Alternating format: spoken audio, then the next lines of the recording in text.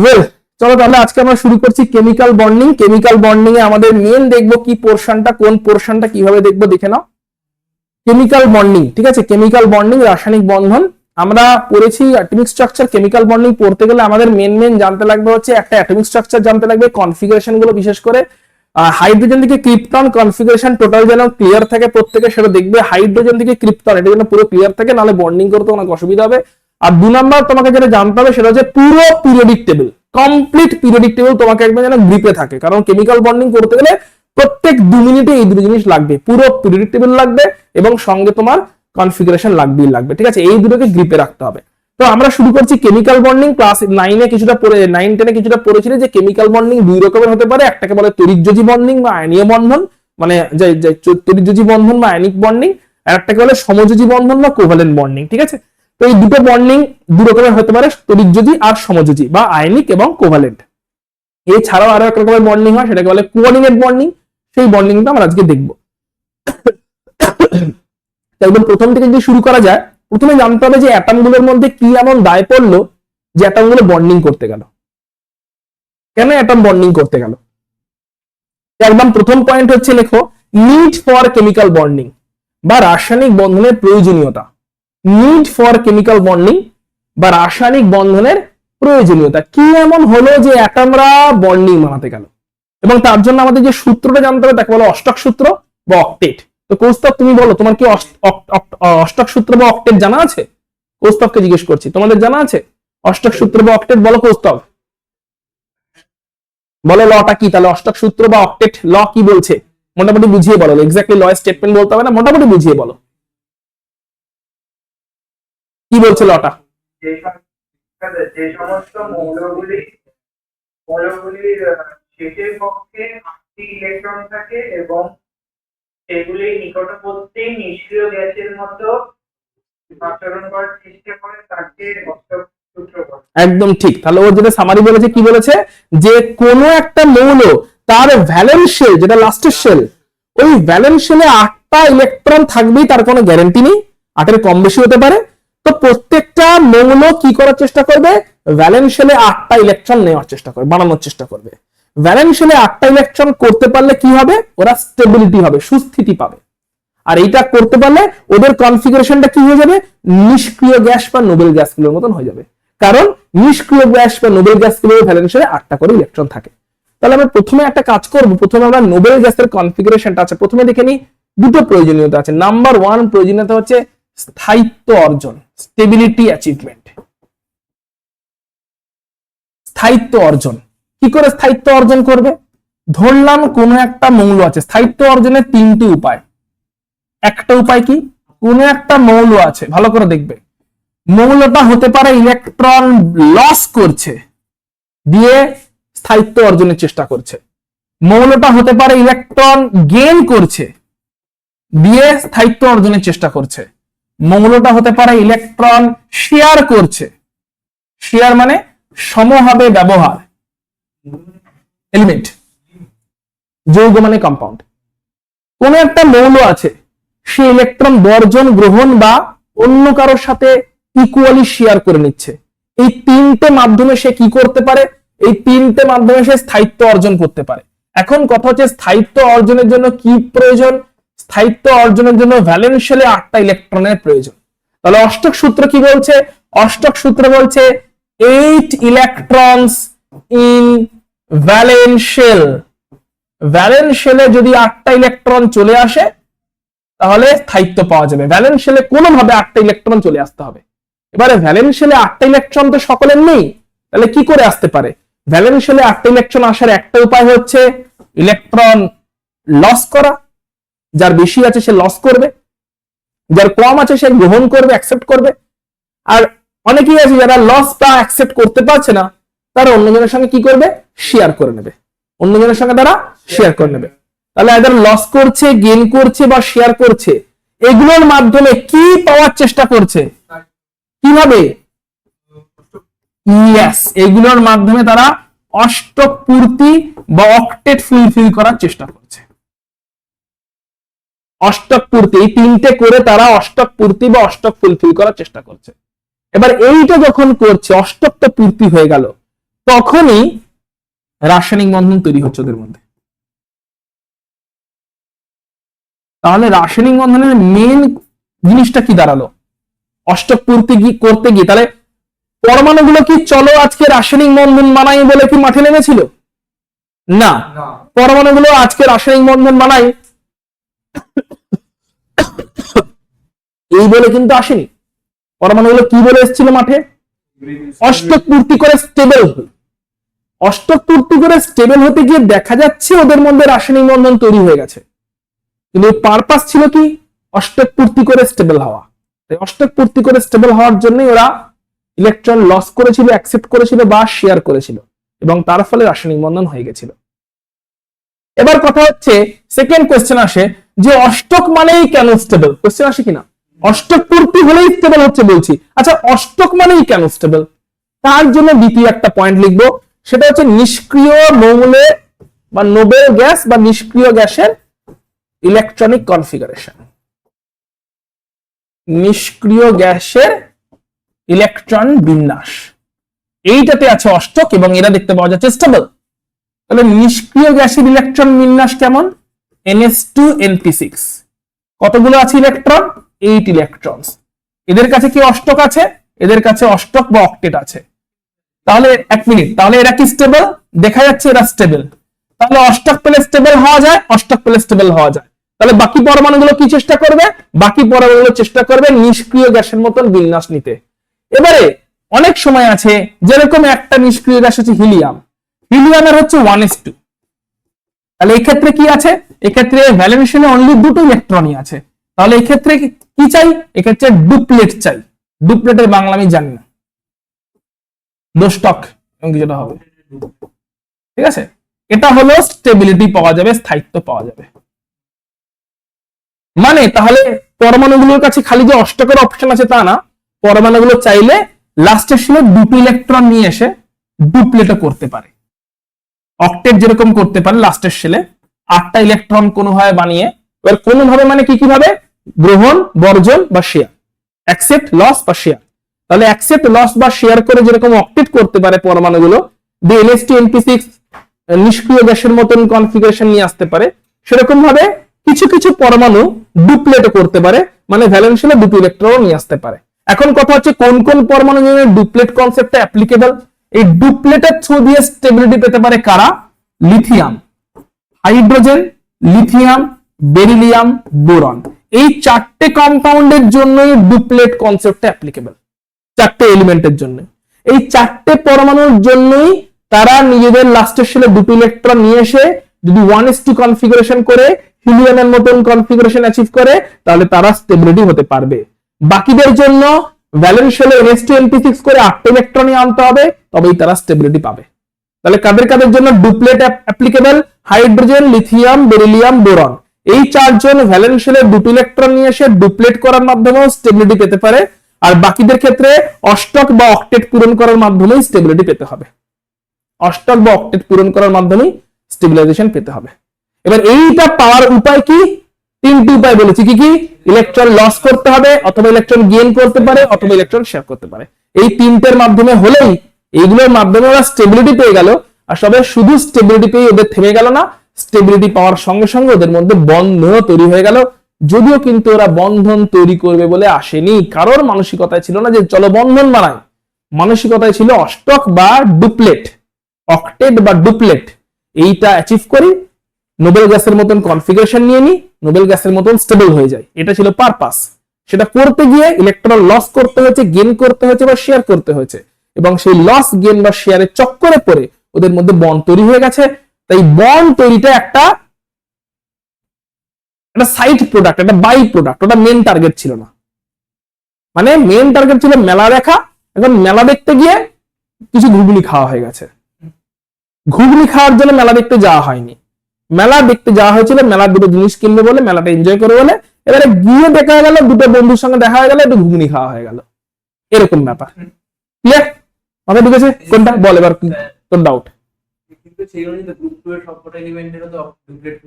না, ওই জন্য বললাম যে সবাই তো করছে না, বলে দিলাম যে কারা কারা করবে, কাদের জন্য ডুপ্লেট অ্যাপ্লিকেবল। কারণ ওদের নিয়ার বাই নোবেল গ্যাসটা হিলিয়াম। এবার গ্রুপ টি এর অন্য কার nearby noble gas helium? মানে এমনি তো স্টেবল হওয়ার কথা, কারণ এমনি তো লাস্ট স্টেজে দুটো ইলেকট্রন আছে। সেই জন্য তো ওরা বেকারে ফুলফিল্ড কনফিগারেশন আছে বলে স্টেবল, কিন্তু অতটাও স্টেবল নয় যতটা নোবেল গ্যাসের মতন কনফিগারেশন হলে স্টেবল হবে। হাফ ফিল্ড বা ফুল ফিল্ড স্টেবল, কিন্তু octet much stable. Half field হলে সে কি রিয়াকশন করছে না? তাহলে করছে, অতটাও করছে না, কারণ মোটামুটি স্টেবল, এনার্জি বেশি লাগছে কিন্তু করছে না। কিন্তু এনার্জি বেশি দিয়ে একটা নোবেল গ্যাসকে দিয়ে রিয়াকশন করিয়ে দেখা না। এনার্জি বেশি দিলে নাইট্রোজেন 3000 ডিগ্রিতে গিয়েও অক্সিজেনের সঙ্গে রিয়াকশন করে বিদ্যুৎ চমকালে। ওই সময় আর্গন অ্যাটমসফিয়ারে আছে, কারণ আমাদের অ্যাটমসফিয়ারে আর্গন গ্যাসে পাওয়া যায়। আর্গনও কিন্তু বিদ্যুৎ চমকায়, আর্গনের জন্য বিদ্যুৎ চমকায়, আর্গন কিন্তু রিয়াকশনটা করে না। যখন বিদ্যুৎ চমকাচ্ছে আকাশে, তখন নাইট্রোজেন তখন 3000 ডিগ্রি সেন্টিগ্রেড টেম্পারেচার তৈরি হচ্ছে। আকাশে বিদ্যুৎ চমকানোর সময় 3000 ডিগ্রি সেন্টিগ্রেড টেম্পারেচারে নাইট্রোজেন, যেটা কিনা অতটাও রিয়াকশন করতে ইন্টারেস্টেড নয়, সেও বাধ্য হয় অক্সিজেনের সঙ্গে রিয়াকশন করতে 3000-এ। অ্যাটমসফিয়ারে কি আর্গন নেই? অ্যাটমসফিয়ারে আর্গনও অল্প স্বল্প আছে, বায়ুমণ্ডলে আমাদের আর্গনও আছে। ওই একই 3000 ডিগ্রি বিদ্যুৎ চমকালে আর্গনের জন্য তৈরি হচ্ছে। আর্গনকে হেলাতে পারছে? কিচ্ছু করতে পারছে না। তাহলে কে বেশি স্টেবল? কোন কনফিগারেশন বেশি স্টেবল? অক্টেট নাকি হাফ ফিল্ড ফুলফিল্ড? গ্রুপ 2 গুলো কি আছে? অক্টেট না ফুলফিল্ড? NH2 আছে ওদের।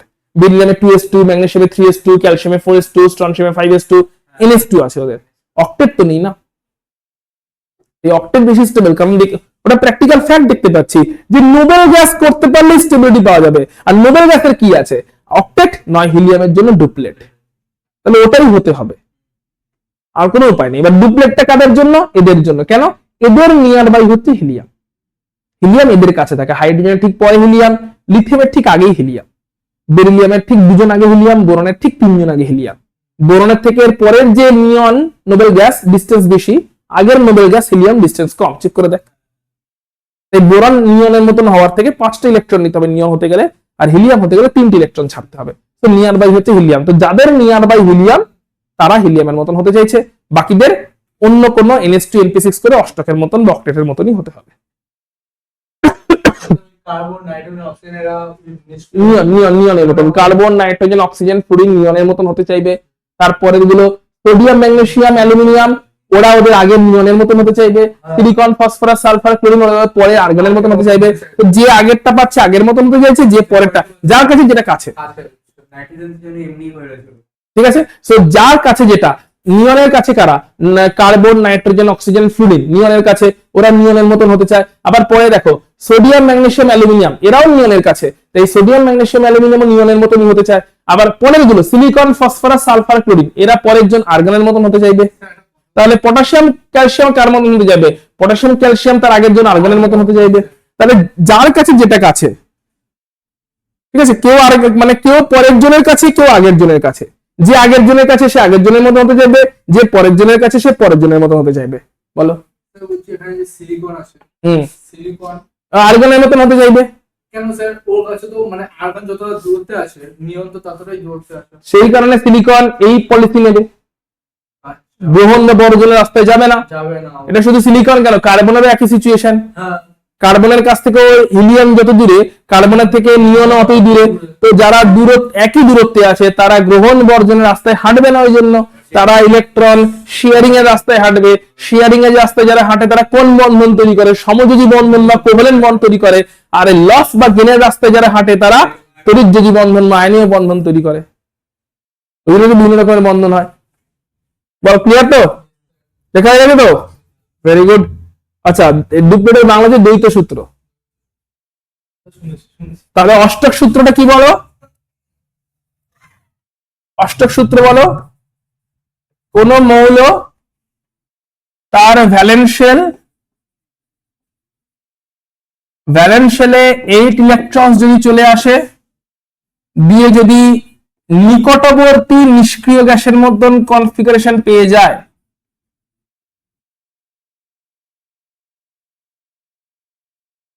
নিকটবর্তী নিষ্ক্রিয় গ্যাসের মতন কনফিগারেশন পেয়ে যায়, নিয়ার বাই নোবেল গ্যাসের মতন কনফিগারেশন পেয়ে যায় 8টা ইলেকট্রন ভ্যালেন্সিয়ালে করে নিয়ে, তাহলে ওই মৌল স্টেবিলিটি পায়। এটাকে আমরা অষ্টক সূত্র বলে থাকি।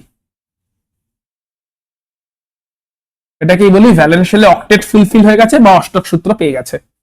কোনো একটা মৌল বা এলিমেন্ট সে তার ভ্যালেন্স শেলে যদি কোনোভাবে 8টা ইলেকট্রন নিয়ে আসতে পারে, দিয়ে নিকটবর্তী নিষ্ক্রিয় গ্যাসের মতন কনফিগারেশন পেয়ে যায়। এখন নিকটবর্তী নিষ্ক্রিয় গ্যাস মানে NH2NP6 হতে হবে তাকে 8টা ইলেকট্রন পেতে গেলে, যার এসে দুটো থাকবে, পিতে 6টা থাকবে।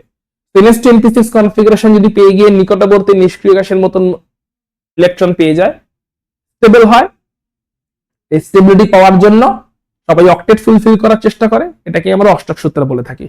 এই মুহূর্তে তাহলে ডুপ্লেট রুল বা দ্বৈত সূত্রকে কি বলবো বলো? ডুপ্লেট রুল বা দ্বৈত সূত্রতে বলবো হচ্ছে যে কিছু কিছু মৌল আছে, কি কি মৌল এখানে specific, hydrogen, lithium, beryllium, boron, কিছু স্পেসিফিক মৌল আছে যে মৌলর ভ্যালেন্স শেলে 8টা নয় 2টো ইলেকট্রন যদি চলে আসে,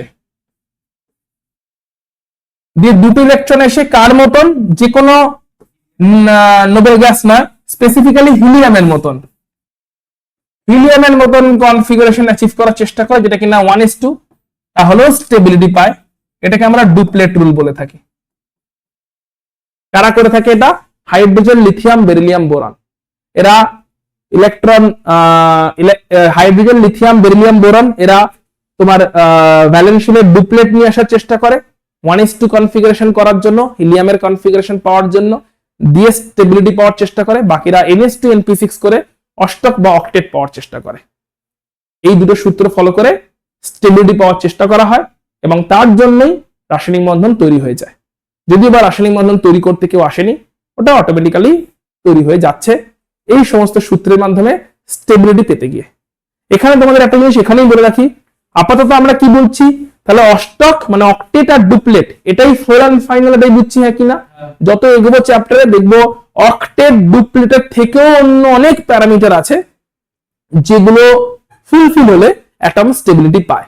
অর্থাৎ অক্টেট আর ডুপ্লেটটা হচ্ছে পপুলার, তার মানে এই দুটোই শেষ কথা নয়। এই দুটো ছাড়াও 3 নম্বর 4 নম্বর এরকম আরো 2-1টা প্যারামিটার দেখবো আমরা যত এগোবো, যে প্যারামিটার গুলোর মাধ্যমে স্টেবিলিটি পাওয়া সম্ভব। সেক্ষেত্রে যদি অক্টেট বা ডুপ্লেট ফুলফিল নাও হয়, তাও স্টেবিলিটি পাওয়া সম্ভব। বলো।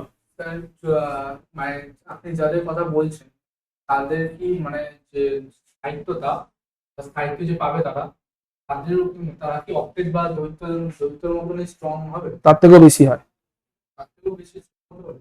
হতে পারে না, হয়। এই অক্টেট বা ডুপ্লেট এটা হচ্ছে পপুলার কনসেপ্ট। তার থেকে বেশি যেরকম তোমাদের পপুলার কনসেপ্ট কি, যে 12 পাস করার পরে নিট আর জেই, একটা অক্টেট একটা ডুপ্লেট, এই দুটো পেয়ে গেলেই স্টেবল হয়ে গেলে। তার মানে কি এই দুটো বাইরে আর কিছু নেই?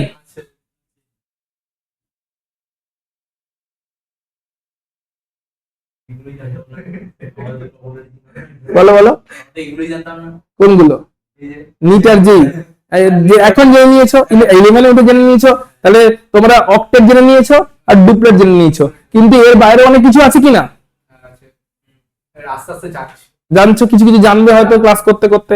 তো সেগুলোর মাধ্যমেও স্টেবিলিটি পাওয়া সম্ভব কিনা, সম্ভব এবং সেই স্টেবিলিটিতে প্যাকেজ এদের থেকে বেশি হওয়া সম্ভব কিনা। সম্ভব।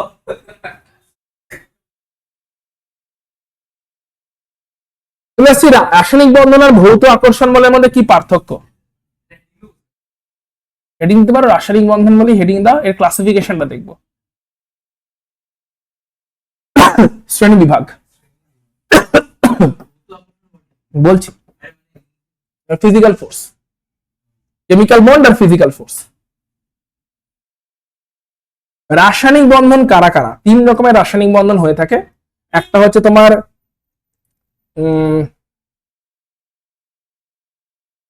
তড়িৎযোগী বন্ধন বা আয়নিক বন্ড, আয়নীয় বন্ধন। একটা হচ্ছে তোমার সমযোজী বন্ধন বা কোভ্যালেন্ট বন্ড, আর একটা হচ্ছে কোঅর্ডিনেট বন্ড, ওর বাংলা অসমযোজী বন্ধন। Coordinate bond, ionic bond, covalent bond আর কোঅর্ডিনেট বন্ড, 3 রকমের বন্ধন হতে পারে। এছাড়া আরো কিছু বন্ধনের নাম আমরা পড়ি, যেরকম উদাহরণ দিয়ে রাখি, তারপরে দেখি 2 রকম এদের মধ্যে পার্থক্য কি। আমরা পড়ি হাইড্রোজেন বন্ধন, এটা কি সত্যি সত্যি বন্ধন জানতে হবে। আর কি পড়ি? আর পড়ি হচ্ছে আমরা ভ্যান ডার ওয়ালস ফোর্স। এগুলো বিভিন্ন মৌলের মধ্যে, বিভিন্ন যৌগের মধ্যে, বিভিন্ন অণুর মধ্যে বন্ধন, কিন্তু এগুলো কি সত্যি সত্যি বন্ধন? ভ্যান ডার ওয়াল ফোর্সের মধ্যে আরো অনেক রকমের ফোর্স আছে। ভ্যান ডার ওয়াল ফোর্সের মধ্যে কি কি ফোর্স আছে? ল্যান্ডম্যান ফোর্স, ইসাম ফোর্স,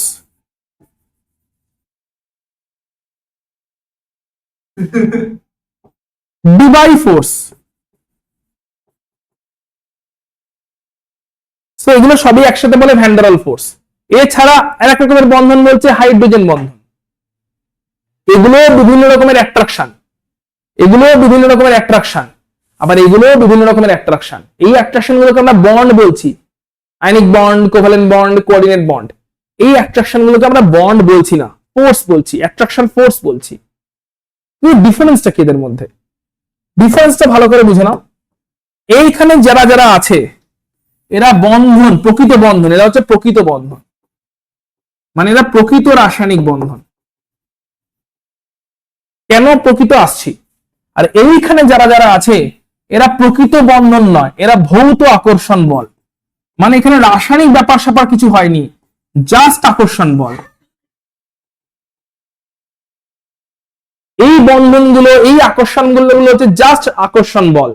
এই আকর্ষণের মধ্যে কোনো রাসায়নিক ব্যাপার স্যাপার নেই। এই বন্ধনগুলো যতই নামে বন্ধন থাক, যাই থাক, এই বন্ধনগুলোর মধ্যে কোনো রাসায়নিক ব্যাপার স্যাপার নেই, ভৌত ব্যাপার স্যাপার আছে, মানে কেবলমাত্র আকর্ষণ বল।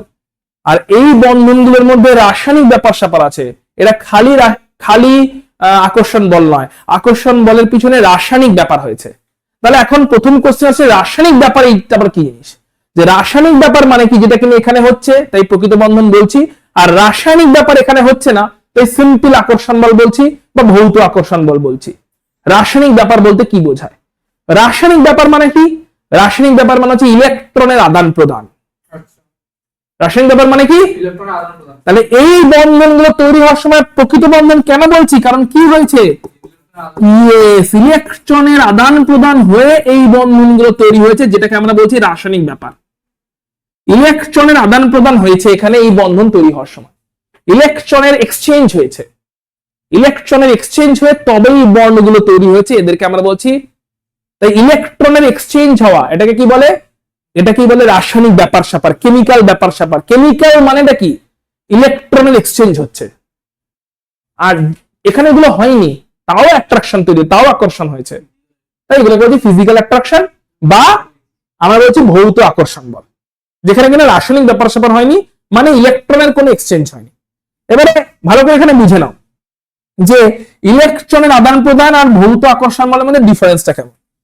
তুমি যে ক্লাসে পড়ো সেই ক্লাসে কোনো একজন ক্লাসমেটের সঙ্গে তোমার একটা মোটামুটি বন্ধুত্ব আছে, তার থেকে ক্লাস মিস হয়ে নোটস ফোর্স নাও এটসেট্রা, সেটা হচ্ছে ভৌত আকর্ষণ বল। কারণ সেটা প্রয়োজন বেসিসে তৈরি হয়েছে, এমনি এমনি তৈরি হয়েছে, কিছুটা স্বার্থ আছে সেই জন্য তৈরি হয়েছে। তোমারও স্বার্থ আছে নোটসটা পাওয়ার জন্য, যেদিনকে তুমি অ্যাবসেন্ট, তোমার বন্ধুরও স্বার্থ আছে নোটসটা পাওয়ার জন্য, যেদিনকে সে অ্যাবসেন্ট। এই যে ক্লাসমেট, যাকে বলি আমরা ক্লাসমেট বা সহপাঠী, সহপাঠী আর বন্ধু কি একই জিনিস? না। সহপাঠীদের মধ্যে কি থাকে? আকর্ষণ বল আছে। কেমন আকর্ষণ আছে? যে আকর্ষণটাতে ভৌত, কোনো কিছুর এক্সচেঞ্জ হয়নি, আদান প্রদান হয়নি। বন্ধু কখন হয়? সেই সহপাঠী কখন বন্ধু হয়ে গেছে। বন্ধু হচ্ছে মানে ওখানে মনের এক্সচেঞ্জ হয়েছে, মনের মিল হয়েছে, ইয়েস অর নো? অর্থাৎ তোমার যা চিন্তা ভাবনা, চিন্তার এক্সচেঞ্জ হয়েছে। তোমার চিন্তা, তোমার মানসিক গঠন আর তোমার সহপাঠীর মানসিক গঠনের মধ্যে আদান প্রদান হয়েছে। আদান প্রদানের ফলে দুজনেই স্থায়িত্ব পেয়েছ, তবে গিয়ে আকর্ষণ বল তৈরি হয়েছে, তখন বলবে বন্ধন, যেটাকে আমরা বন্ধুত্ব বলতে পারি। এখানে কিন্তু সিম্পল সহপাঠী কেস, কোনো চিন্তার আদান প্রদান হয়নি, কোনো চিন্তার মিল পাওয়া যায়নি, কোনো মনের আদান প্রদান হয়নি, এবং সেই অবস্থাতে জাস্ট একটা আকর্ষণ বল তৈরি হয়েছে, কারণ কিছুটা স্বার্থ সবারই ছিল। এই সিচুয়েশনটাকে বলছি ভৌত আকর্ষণ বল। Clear concept? এর মাথায় ঢুকেছে কিনা বলো, নিজেরা গল্প করতে শুরু করে দিয়েছে। একবার হয়ে গেছে। আচ্ছা, রাসায়নিক বন্ধনের প্রকারভেদ অলরেডি করে দিয়েছি, এখানে কিছু লিখছি না। 3 রকমের বন্ধন হতে পারে। চলে আসি তড়িৎযোজী বন্ধনে। আয়নিক বন্ড, আই কোর্স তো ক্লিয়ার তো? তো তোর সাথে তোর বন্ধুর মনের আদান প্রদান হয়েছে কি হয়নি? বন্ধন হয়েছে কি কারোর সাথে স্কুলে? হয়নি নাকি এখনো? নাকি সবার সাথে ভৌত আকর্ষণ বল লেভেলেই আছিস? ভৌত আকর্ষণ বলেই আছিস নাকি বন্ধন হয়েছে কারোর সাথে? ঐক্যটা মানে কি? কোনটা? ভৌত আকর্ষণ বল আছে না রাসায়নিক বন্ধন হয়েছে কোনো বন্ধুর সাথে স্কুলে, টিউশনসে কোথাও? বন্ধন হয়নি। বন্ধন হয়নি মানেটা কি? তাহলে দেখ, বন্ধন হয়নি কারণ অষ্টক বা অক্টেট বা ডুপ্লেট এখনো তোর ফুলফিল হয়নি।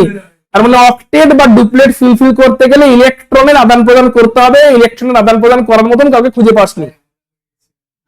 এটাই হচ্ছে আমাদের মানে যে অক্টেট ফুলফিল হয়ে ওঠেনি, ইলেকট্রন আদান প্রদান এখনো হচ্ছে না, তাই বন্ধন হয়নি, এখনো একটা ভৌত আকর্ষণ বলে রয়ে গেছে। বেশ, তো চেষ্টা করো তাড়াতাড়ি বন্ধনে জড়িয়ে পড়তে। অষ্টক সূত্র আর ডুপ্লেট সূত্র যেটা হবে সুবিধাজনক ভাবে ফলো করে নাও। তড়িৎযোজী বন্ধন, তড়িৎযোজী বন্ধনের স্কিমটা দেখে নি আগে। আয়নীয় বন্ধন কখন তৈরি হয়? একটা ধাতু হতে হবে, একটা অধাতু হতে হবে। ধাতু মানে মেটাল, অধাতু মানে নন মেটাল। ধাতুগুলো কি করবে? ধাতুগুলো ইলেকট্রন বর্জন করবে। ইলেকট্রনকেও বর্জন করলে কি হবে? ইলেকট্রন বর্জন করলে হবে ধনাত্মক আধান ক্যাটায়ন। ইলেকট্রন বর্জন করলে কি হবে? ধনাত্মক আধান ক্যাটায়ন। এটা হচ্ছে ধাতু। ইলেকট্রন বর্জন করলে ধনাত্মক আধান ক্যাটায়ন। ইলেকট্রন বর্জন করে যখন ধনাত্মক আধান ক্যাটায়ন হলো, বল বৃদ্ধি করে এখানে অক্টেট ফুলফিল হয়ে গেছে, ইয়েস অর নো? তবেই না ইলেকট্রন বর্জন করেছে। একটা করুক, দুটো করুক, যাই করুক, ক্যাটায়ন হয়েছে মানে অক্টেট হয়ে গেছে মানে স্টেবল হয়ে গেছে, হ্যাঁ কি না? এর ঝামেলা এখানে মিটে যাওয়া উচিত, হ্যাঁ কি না বল? এর ঝামেলা এখানে মিটে যাওয়া উচিত, স্টেবল হয়ে গেছে, আর কিছু জানার দরকার নেই। ওর জানার দরকার নেই বললে তার প্রকৃতি তো ছেড়ে দিচ্ছে না। অধাতু, এদের কি টেন্ডেন্সি? ইলেকট্রন গ্রহণ করার টেন্ডেন্সি। বলে আমরা কোথায় পড়েছি? এই যে পিরিয়ডিতে পড়ে এলাম, মেটালিক ক্যারেক্টার আর non metallic character. Metallic character মানে কি? ইলেকট্রন বর্জন, লস। নন মেটালিক ক্যারেক্টার মানে কি? Electron gain, reduction. গুড। তাহলে অধাতুরা কি করছে? ইলেকট্রন গ্রহণ করছে, দিয়ে কি তৈরি করছে? নেগেটিভ চার্জের আয়ন, যাকে কি বলি আমরা? অ্যানায়ন। বল, নেগেটিভ চার্জের আয়ন তৈরি করো। এর অষ্টক পূর্তি কিনা?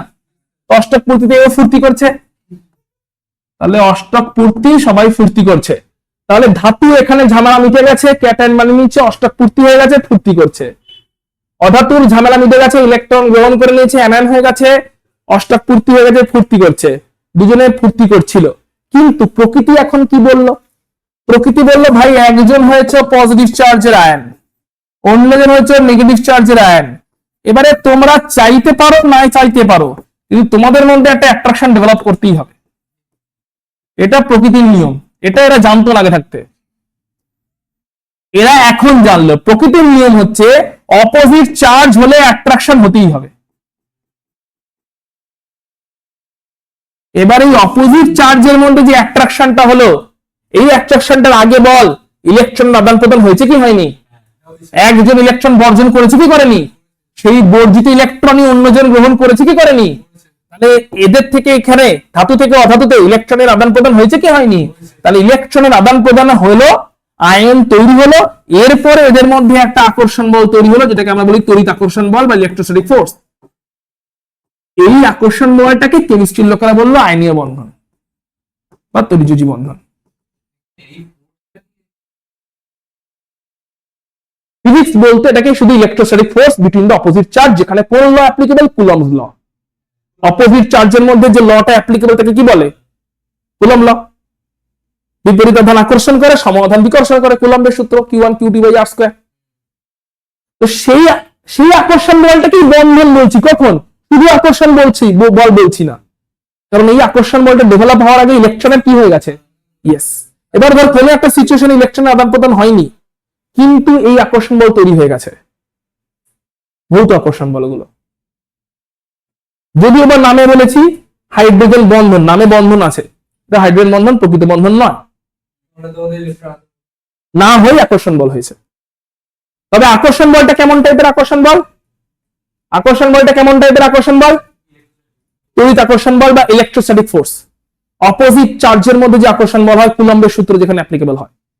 তাহলে অপোজিট চার্জের মধ্যে যে আকর্ষণ বল হলো, সেটাকেই বলছি আমরা আয়নীয় বন্ধন, কারণ এখানে ইলেকট্রনের আদান প্রদান হয়েছে, ক্লিয়ারলি দেখতে পাচ্ছি। একজন ইলেকট্রন বর্জন করেছে, তাহলে বল বর্জন করে ঝামেলা মিটে যাওয়ার কথা কিনা, গ্রহণ করে ঝামেলা মিটে যাওয়ার কথা কিনা।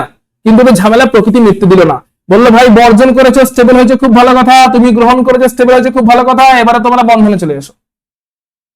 মানে কিন্তু এই যে কারণ অপোজিট চার্জ বন্ধনে আসবে, মানে অপোজিট চার্জ অ্যাট্রাক্ট করবে, এটা ওদের ইনহেরেন্ট চরিত্র। না ওটা না, কিন্তু এখানে তো আবার ইলেকট্রনের কি হচ্ছে? এই যে ইলেকট্রন কি বলে ইলেকট্রন এক্সচেঞ্জ। হ্যাঁ কেন কোথায় হচ্ছে? কিন্তু এটা ক্যাটায়ন ধনাত্মক আধান, অ্যানায়ন ঋণাত্মক আধান, শুধু আকর্ষণ হচ্ছে, simple. Cation anion opposite charge একে অপরকে, এটা ক্যাটায়ন এটা অ্যানায়ন অপোজিট চার্জ একে অপরকে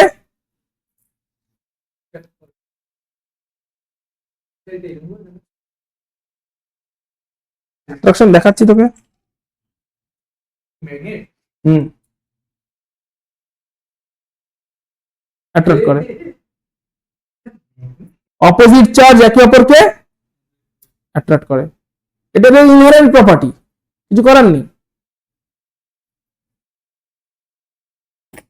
তো যেহেতু অপোজিট চার্জ একে অপরকে অ্যাট্রাক্ট করে, অপোজিট চার্জ একে অপরকে অ্যাট্রাক্ট করবে, ওটা তো ইনহেরেন্ট প্রপার্টি, ওটাতে না চাইলেও যদি চাবি রিংটা বলে ভাই আমি অ্যাট্রাক্টেড হতে চাই না, হবে নাকি?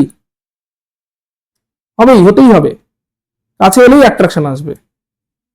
এটা বললেও এর কথা এখন শোনা হবে না, এটা হচ্ছে এদের মানে এদের নেচারটাই এখন এরকম হয়ে গেছে। তাহলে অপোজিট চার্জ একে অপরকে কি করলো? অ্যাট্রাক্ট করলো। এই অ্যাট্রাকশনকে কি বলছি? অপোজিট চার্জ যে একে অপরকে অ্যাট্রাক্ট করলে তাকে আমরা বলছি আয়নীয় বন্ধন তৈরি হয়েছে, এটা তড়িৎাকর্ষণ বল। Scheme clear? এই স্কিমে আমরা দুটো উদাহরণ দেখি। প্রথম উদাহরণ হচ্ছে সোডিয়াম ক্লোরাইড। আমরা প্রথমে আমাদের মতন করে দেখবো, তারপরে লুইস ডট গঠনটা একটু দেখে নেবো, যেটা ছোটবেলায় পড়তে। সোডিয়ামের ফুল কনফিগারেশন লিখছি। এই কোস্তাব লিখেছিস না লিখিসনি? খাতা পেন কিছু না নিয়ে মামার বাড়ি চলে গেছিস?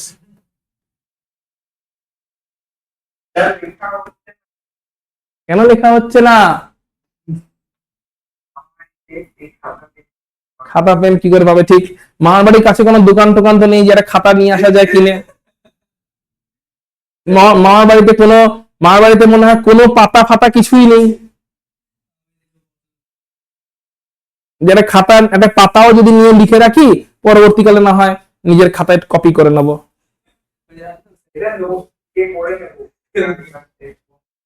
বইটা তো নেই না হয় ঠিক আছে, আমি বলছি না যে বইটা তোর সঙ্গে থাকা উচিত, খাতাটা তো একটা খাতা, কিছু পাতা, দুটো চারটে পাতা তো থাকতে পারতো।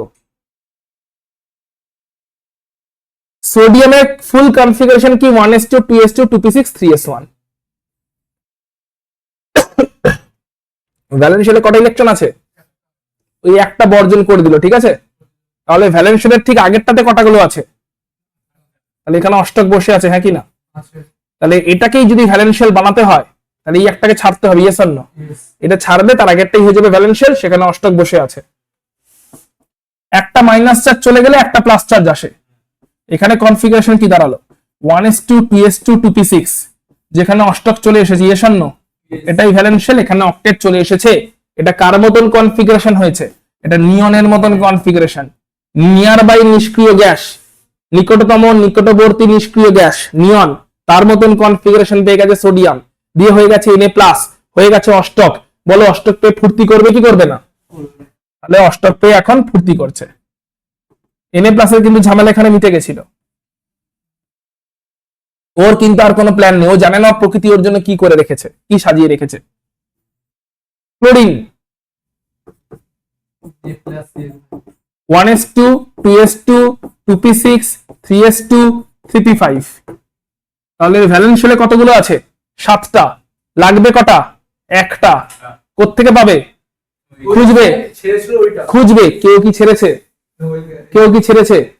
খুঁজে বেড়াবে। নাইট্রোজেন, এটা নাইট্রোজেন, তাহলে খুঁজছে কেউ কি ছেড়েছে, দেখতে পাচ্ছে সোডিয়াম একটা ছেড়েছে, তাহলে সোডিয়ামের কাছে যাবে, যে ইলেকট্রন লস করেছে ওই ইলেকট্রনটাকে কি করবে? গেইন করবে। কারণ না হলে ও পাবে কোত্থেকে? কাউকে লস করতে হবে, তবে তো ও পাবে ইলেকট্রনটা। বলো, এই একসাথে এটাই বলছিলাম, বুঝতে পারলাম না। মানে একসাথে হচ্ছে যে ওটা লস করার পর এটা গেইন করে যাচ্ছে। এই উত্তর দিয়ে বলবো। এখন বুঝতে পেরেছিস? একজন লস করেছে, উনি একজন গেইন করলেন। এই যে কে লস করলো, কে লস করলো, সেল লস করলো। আর কে গেইন করলো? কে মেটাল, কে মেটাল, কে নন মেটাল। ক্লিয়ার? এবার লস করলে আমি কি আধান হলাম, লস করে আমি কি চার্জ হলাম, পজিটিভ ক্যাটায়ন। তুই কি চার্জ হয়েছিস? এবারে আমরা চাই না চাই প্রকৃতির নিয়ম হচ্ছে opposite charge should attract each other by electrostatic force of attraction. এটাতে কিচ্ছু করার নেই, ক্যাটায়ন বা অ্যানায়নটার এই অ্যাট্রাকশনটা হতেই হবে।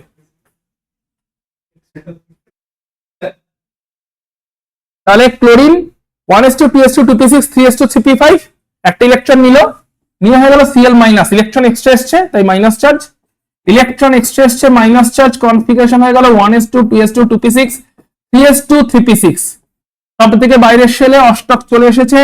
এটা কার মতন কনফিগারেশন? এটা আর্গনের মতন কনফিগারেশন। অষ্টক এসে গেছে, তো এখন এরাও অষ্টক পূর্তিতে ফুর্তি করছে।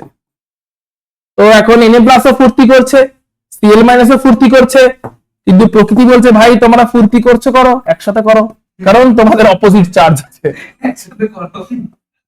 তোমরা ফুর্তি করছো বারণ করছি না, কিন্তু একসাথে করো, আকর্ষিত হয়ে করো, কারণ অপোজিট চার্জ আছে। এই অপোজিট চার্জের মধ্যে আকর্ষণ বলটাই হচ্ছে তড়িৎ আকর্ষণ বল বা ইলেকট্রোস্ট্যাটিক ফোর্স অফ অ্যাট্রাকশন, যাকে কেমিস্ট্রিতে বলে আয়নিক বন্ড বা আয়নীয় বন্ধন বা তড়িৎযোজী বন্ধন। কম্পাউন্ডটা তৈরি হলো আয়নিক কম্পাউন্ড NaCl, যেখানে Na আছে প্লাস চার্জে, Cl আছে মাইনাস চার্জে। কম্পাউন্ড তৈরি হয়েছে NaCl, যাকে আমরা বলছি তড়িৎযোজী বন্ধনের মাধ্যমে তৈরি হয়েছে, আয়নীয় বন্ধনের মাধ্যমে তৈরি হয়েছে, আমরা বলছি কি বলছি আমরা? আয়নিক বন্ড, আয়নিক কম্পাউন্ড বলছি, তড়িৎযোজী যৌগ বলছি। তড়িৎযোজী যৌগ বা আয়নিক কম্পাউন্ড তৈরি হয়েছে আয়নিক বন্ডের মাধ্যমে। ক্লিয়ার? মাথায় ঢুকেছে কৌস্তব? ক্লিয়ার কিনা বলবি? এবার এই NaCl এর পুরোটা আমরা তো এখন ইলেকট্রনিক কনফিগারেশনের মাধ্যমে দেখলাম। আমরা একবার ছোটবেলায় দেখেছিলাম লুইস ডট গঠন, ওই লুইস ডটের মাধ্যমে একবার দেখে নি। ক্যালসিয়াম অক্সাইডে যাবো, সবগুলোতেই যাবো, তার আগে লুইস ডটটা একবার চল দেখে নি কুইকলি।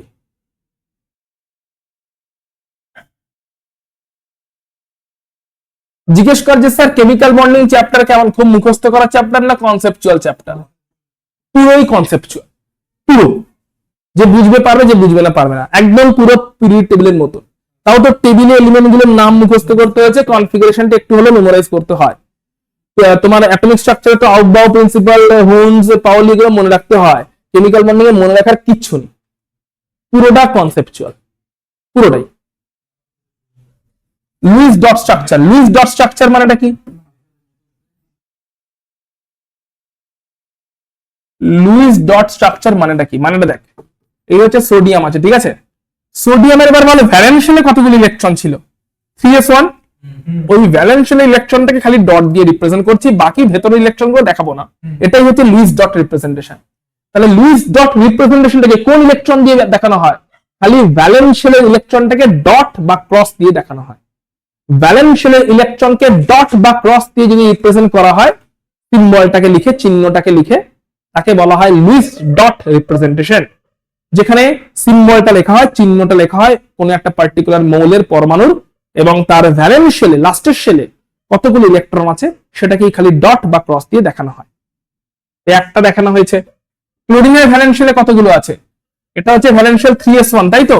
ক্লোরিনের ভ্যালেন্স শেল হচ্ছে, ভালো করে কোথায় 5টা ভ্যালেন্স শেল, ভ্যালেন্স অরবিটাল হচ্ছে 3p ভাবতে পারো। পুরো শেলটা হচ্ছে থার্ড শেল, যাকে ছোটবেলায় বলে KFM শেল। এটা হচ্ছে পুরো শেলটা। তো পুরো শেলটা কতগুলো ইলেকট্রন আছে? তো 7টা ইলেকট্রনকে আমি চাইলে ডট দিয়ে দেখাতে পারি, তোমরা তোমাদের কালি যেহেতু একই রকম, তোমরা ক্রস করেও দেখাতে পারো। এগুলো সবই ইলেকট্রন। 7টা ইলেকট্রন আছে ক্লোরিনের ভ্যালেন্স শেলে, একটা আছে সোডিয়ামের ভ্যালেন্স শেলে। সোডিয়াম কি করবে? ওটাকে লস করবে। ক্লোরিন কি করবে? গেইন করবে।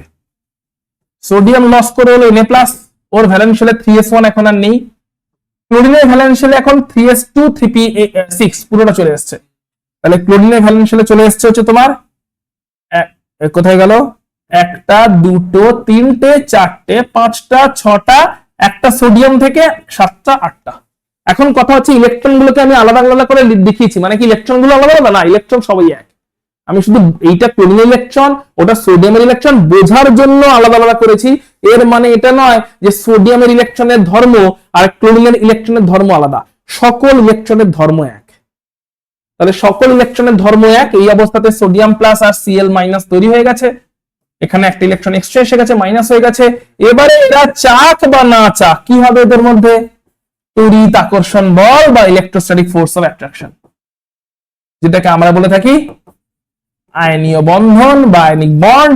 কম্পাউন্ডটাকে বলে থাকি আয়নিক কম্পাউন্ড বা তড়িৎযোজী যৌগ। আমি তোমাদের বোঝার জন্য দেখাচ্ছি যে অ্যাট্রাকশনটা হয়েছে, না হলে অ্যাট্রাকশন হচ্ছে বোঝাবো কি করে। তো এই অ্যাট্রাকশনটাকে বোঝাচ্ছি যে অপোজিট চার্জের মধ্যে অ্যাট্রাকশন হয়েছে, তাই এটা ডটেড লাইন দিয়েছি। এবং এর ফলে যে যৌগটা তৈরি হয়েছে সেটা হচ্ছে আয়নীয় যৌগ বা আয়নিক কম্পাউন্ড NaCl, যেখানে Na আছে প্লাস চার্জে, Cl আছে মাইনাস চার্জে। তো বাড়িতে যে নুনটা আছে NaCl, সেই নুনটা নিস্তড়িত না চার্জ যুক্ত? নুনে হাত দিলে শখ খাস নাকি? তো বাড়িতে নুনটা আছে, নুনটা নিস্তড়িত। কিন্তু নিস্তড়িত মানে তার ভেতরে কি চার্জ আছে কি নেই? তার ভেতরে Na প্লাস চার্জও আছে, তার ভেতরে Cl মাইনাস চার্জও আছে। দুটো চার্জের মান সমান কিন্তু বিপরীত, তাই ওভারঅল জিনিসটা নিস্তড়িত। Na প্লাসের চার্জ একটা প্লাস, Cl মাইনাসের চার্জ একটা মাইনাস। দুটো চার্জের মান সমান, পজিটিভ চার্জটার মান যত, নেগেটিভ চার্জটার মানও তত, কিন্তু মান সমান, কিন্তু তারা বিপরীত ধর্মী। তাই একে অপরকে তারা নিউট্রালাইজ করে দেয়, ক্যান্সেল করে দেয়। সেই কারণে ওভারঅল মলিকিউলটা নিস্তড়িত বা চার্জলেস হয়ে যায়, যদিও বা তাদের মধ্যে কিন্তু চার্জের প্রেজেন্ট আছে, প্লাস এবং মাইনাস। ক্লিয়ার? NaCl clear? চলো আরো দুটো দেখে নি তাহলে। চলো চেঞ্জ করছি। লুইস ডট দেখছি না? লুইস ডট জানি। আচ্ছা প্রথমে লুইস ডটটাই দেখে নি, চল লুইস ডট দেখে নি, তারপর আমরা ডিটেলসে যাচ্ছি। লুইস ডটে ক্যালসিয়ামের ভ্যালেন্স শেলে আছে দুটো, অক্সিজেনের ভ্যালেন্স শেলে আছে 6টা। তারপরে কনফিগারেশনে যাচ্ছি, দিয়ে দেখছি সত্যি সত্যি আছে কিনা। তো ক্যালসিয়ামটা দুটো ছাড়বে, অক্সিজেন নিয়ে নেবে। ক্যালসিয়াম দুটো ছেড়ে দিয়ে হয়েছে Ca2+, অক্সিজেন দুটো নিয়ে নিয়ে হয়েছে O2-, কারণ ওর কাছে চলে এসছে এক্সট্রা দুটো। কার থেকে এলো? ক্যালসিয়ামের থেকে। এই ছিল 6টা ভ্যালেন্স শেলে, আর ক্যালসিয়াম থেকে দুটো এসছে, দিয়ে হয়ে গেছে 2-। এখন চাক বা না চাক কি হবে?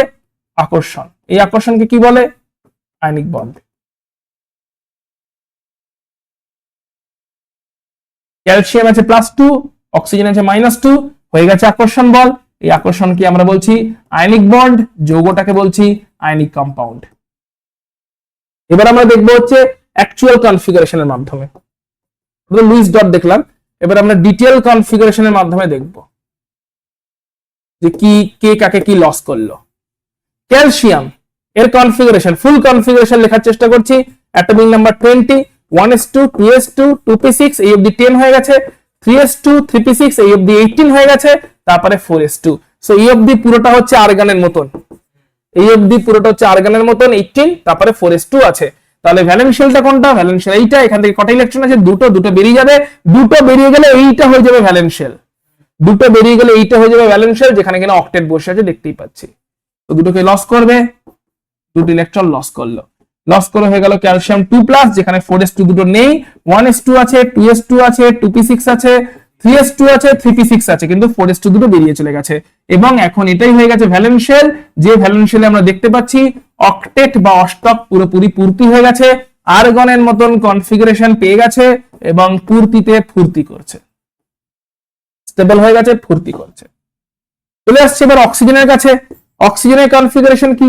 অক্সিজেনের কনফিগারেশন হচ্ছে 1s2, 2s2, 2p4, 1s2, 2s2, 2p4।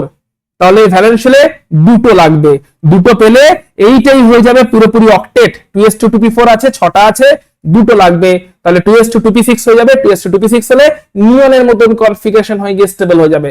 দুটো ইলেকট্রন খুঁজতে বেরিয়েছে, খুঁজতে গিয়ে দেখলো যে ক্যালসিয়াম দুটো লস করবে বলে বলছে। তো ক্যালসিয়ামের সঙ্গে ডিল করে নিল, ভাই তুই লস কর, আমি গেইন করি। তাহলে অক্সিজেন দুটো গেইন করলো, গেইন করলে তাহলে কি হলো? 2s2, 2p4 টা 2s2, 2p6 হয়ে গেল। অক্সিজেন হয়ে গেল 1s2, 2s2, 2p4 এর জায়গায় 2p6, 1s2 2s2 2p6 এখানে কি ভ্যালেন্সিয়াল স্যাটিসফাইড? হ্যাঁ স্যাটিসফাইড। Octet fulfilled? হ্যাঁ অক্টেট ফুলফিলড। কার মতন কনফিগারেশন? নিয়নের মতন। ফুর্তি করবে? ফুর্তি করবে। তাহলে 1s2 2s2 2p6 2s2 2p6 octet পেয়ে গেছে নিয়নের মতন, 3s2 3p6 অক্টেট পেয়ে গেছে আর্গনের মতন। একজন লস করে পেয়েছে সে ধাতু মেটাল, একজন গেইন করে পেয়েছে সে অধাতু নন মেটাল। এদের মধ্যে অ্যাট্রাকশন হওয়া থেকে কেউ আটকাতে পারবে না। তো অ্যাট্রাকশন হবে, একজনের কাছে +2 চার্জ, একজনের কাছে -2 চার্জ, অ্যাট্রাকশন হয়, আমরা তাকে বলি ক্যালসিয়াম অক্সাইড। যেখানে ক্যালসিয়ামের চার্জ কত? ক্যালসিয়ামের চার্জ +2, অক্সিজেনের চার্জ কত? -2। এই চার্জটাকে কি বলে বলতো? এই চার্জটাকে কি বলে? এই যে প্লাস চার্জ, ক্যালসিয়ামে +2, অক্সিজেনের চার্জ -2, এই চার্জটাকে কি বলে? ভ্যালেন্সি বলে। ওকে, আর কি বলে? ক্যালসিয়ামের ভ্যালেন্সি কত তাহলে? +2।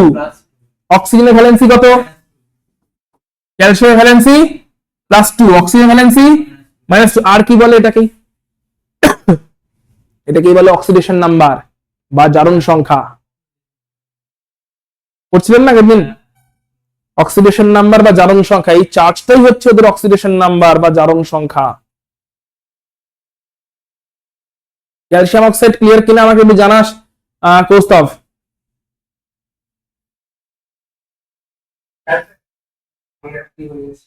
বলো। করো করো করো করো।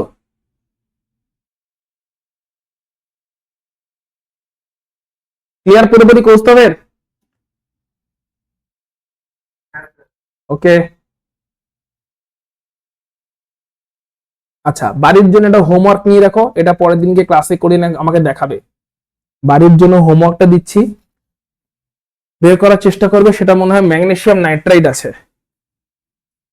ঠিক, ম্যাগনেসিয়াম নাইট্রাইড।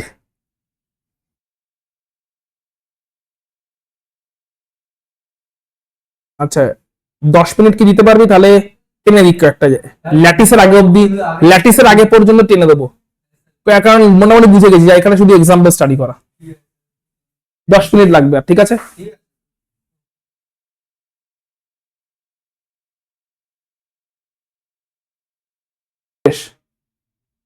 বাড়িতে হোমওয়ার্কে এটা করবে, প্রস্তাব লিখে নিয়ে বাড়িতে চেষ্টা করবে। হোমওয়ার্কে ম্যাগনেসিয়াম নাইট্রাইট এটাও কেমন করে তৈরি হচ্ছে ফিগার আউট করার চেষ্টা করবে।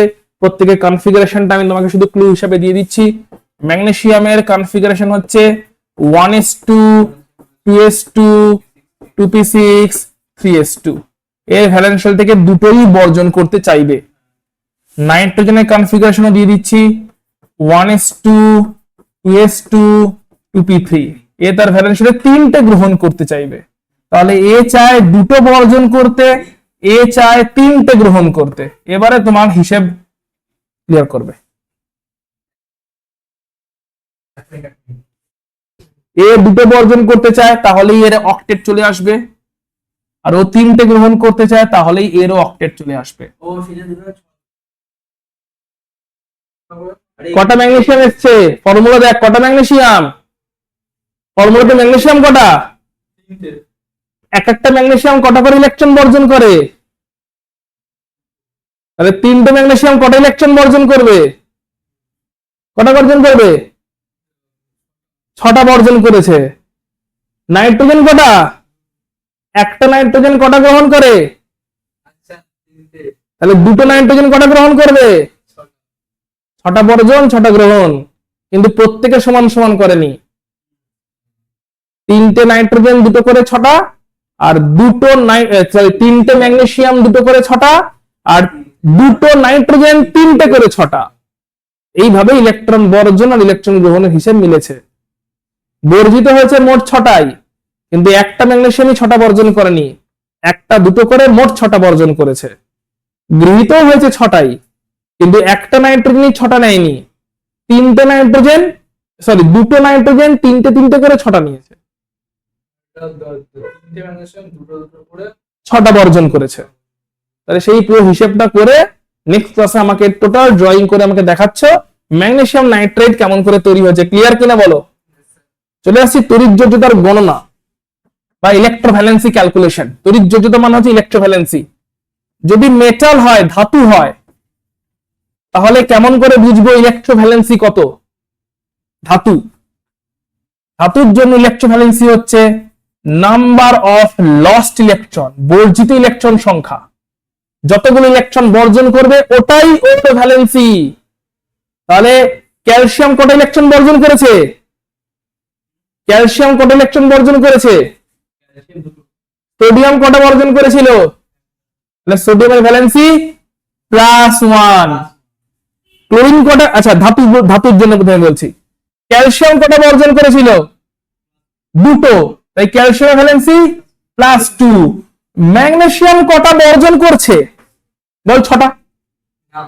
ম্যাগনেসিয়াম বর্জন কটা করছে? 2টো, তাই ম্যাগনেসিয়ামের ভ্যালেন্সি কত? +2। 3টে মিলে 6টা করছে, বাট এক একটা কটা করে করছে, তাহলে ভ্যালেন্সি কত হবে? +2 ধাতুদের জন্য। অধাতু বা নন মেটাল যদি হয়,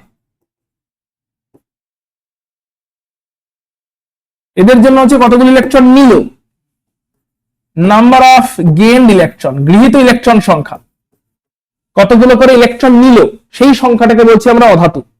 তাহলে আবার বল, ক্লোরিন কটা নিয়েছিল? ক্লোরিন একদম শুরুতে NaCl একটা, যে ক্লোরিনের কটা মাইনাস চার্জ হয়েছিল? ক্লোরিনের মাইনাস চার্জ কত এসেছিল? একটাই, -1, তাহলে ভ্যালেন্সি কত? -1। অক্সিজেন কটা নিয়েছিল? 2টো, তাহলে অক্সিজেনের ভ্যালেন্সি কত? নাইট্রোজেন কটা নিচ্ছে? একটা নাইট্রোজেন কটা নিচ্ছে? 3টে, নাইট্রোজেনের ভ্যালেন্সি কত? ক্লিয়ার? তাহলে কতগুলো লস্ট কতগুলো গেইন, তার উপরে ঠিক হচ্ছে ভ্যালেন্সি কত হবে। আচ্ছা, লস্ট যতগুলো হয়েছে তাকে আর কিভাবে লিখতে পারি? যতগুলো লস্ট হয়েছে সেটাই হচ্ছে তার ক্যাটায়নিক চার্জ, অতটাই চার্জ এসছে, অতটাই হচ্ছে তার ক্যাটায়নটা চার্জ। 3টে লস করেছে, সো ক্যাটায়নের চার্জও 3টে, তাই +3। 3টে কেউ অ্যাকসেপ্ট করেছে, অ্যানায়নের চার্জও 3টে, তাই -3। এই যটা লস বা যটা গেইন ওটাকে আমরা ক্যাটায়নিক চার্জ বা অ্যানায়নিক চার্জ বলতে পারি।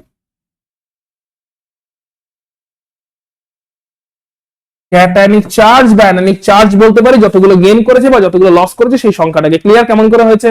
ভেরি গুড, লিখে নাও তাড়াতাড়ি। গণনা হয়ে গেল। তাহলে এবার কুইকলি চেক করে নিই পর্যায় সারণী, তোমরা ওইখানে দেখে করতে পারো বা এখানে দেখেও করতে পারো। লেখা হলে বলবে। লেখা হয়েছে? তোর যা হাতের লেখা, তুই বাড়ি গিয়ে যে কি বুঝিস ভগবান জানে। আজকেই তোর মা এসছেন না, আজকে মাকে তোমার খাতায় আমি ফেলে দেখাচ্ছি। গ্রুপ 1 এ যারা আছে তারা কতগুলো করে ইলেকট্রন বর্জন করে? তাই গ্রুপ 1 এর সকলের বর্জিত ইলেকট্রন সংখ্যা 1, তাই এদের তড়িৎযোগ্যতা বা ইলেকট্রোভ্যালেন্সি এই 1 না, +1। বর্জন করে প্লাস চার্জে আসে।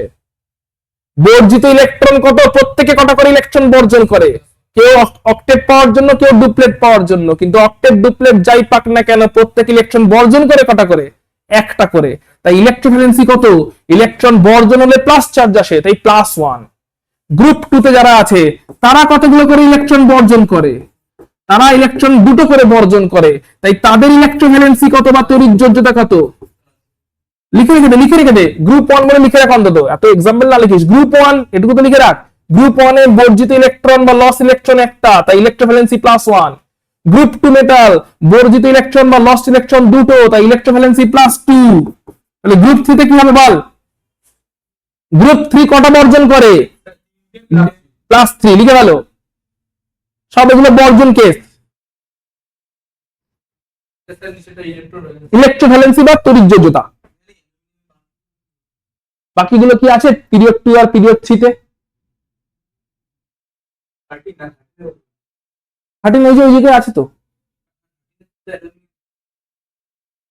13 এ আর কি আছে? আচ্ছা, নিচের গুলো গ্যালিয়াম ইন্ডিয়াম বলছিস, ওদের একটু অ্যানোমালি দেখতে পাওয়া যায়। ইনার্ট পেয়ার এফেক্ট বলে একটা নতুন এফেক্ট শুরু হয়ে যায়। আগে দিন পড়েছিলাম ইনার্ট পেয়ার এফেক্ট, মনে আছে? পর্যায় সারণীতে ইনার্ট পেয়ার এফেক্ট বা নিষ্ক্রিয় ইলেকট্রন জোট, ইনার্ট পেয়ার এফেক্ট আছে একটু। ঠিক আছে, এখানেও করতে করতে দেখে নেবো। একটু অ্যানোমালি কেস আছে। গ্রুপ 3 তে বল কি হবে? গ্রুপ 3 তে লস্ট ইলেকট্রন 3টে। ইলেকট্রোভ্যালেন্সি আসবে তো 3 না, মানে 3 না, সরি 3 না, 13। গ্রুপ 3 না রে পাগলা, 13 কোথায় 3 তে তো স্ক্যান্ডিয়াম ইট্রিয়াম 13। আচ্ছা এইগুলো তো মেটাল স্ক্যান্ডিয়াম টাইটানিয়াম ভ্যানাডিয়াম আমরা এই জন্য এস ব্লক আর পি ব্লকে মেনলি দিচ্ছি আপাতত।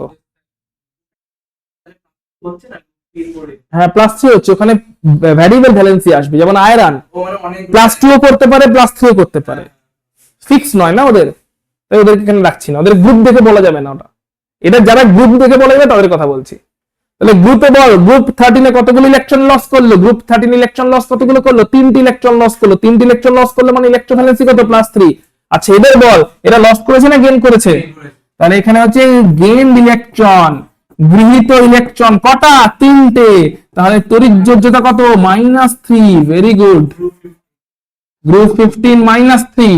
গ্রুপ 14 আবার 14 এ সবাই সমযোজ্যতা তৈরি করে, তড়িৎযোজ্যতাই তৈরি করে না, ওটা তো শেয়ারিং কেস। চারটে করে যেতে প্রয়োজনে 14 এ কেউ নেই লেখা নেই। গৃহীত ইলেকট্রন কত গ্রুপ 16 হলে, গৃহীত ইলেকট্রন দুটো হবে এখানে অক্টেট পাওয়ার জন্য, তাহলে তড়িৎযোজ্যতা বা ইলেকট্রোভ্যালেন্সি কত হবে -2। এখানে গৃহীত ইলেকট্রন হ্যালোজেন গুলো কত করবে, কতগুলো করে ইলেকট্রন নেবে, একটা করে ইলেকট্রন নেবে, তাহলে ইলেকট্রোভ্যালেন্সি বা তড়িৎযোজ্যতা কত হবে -1।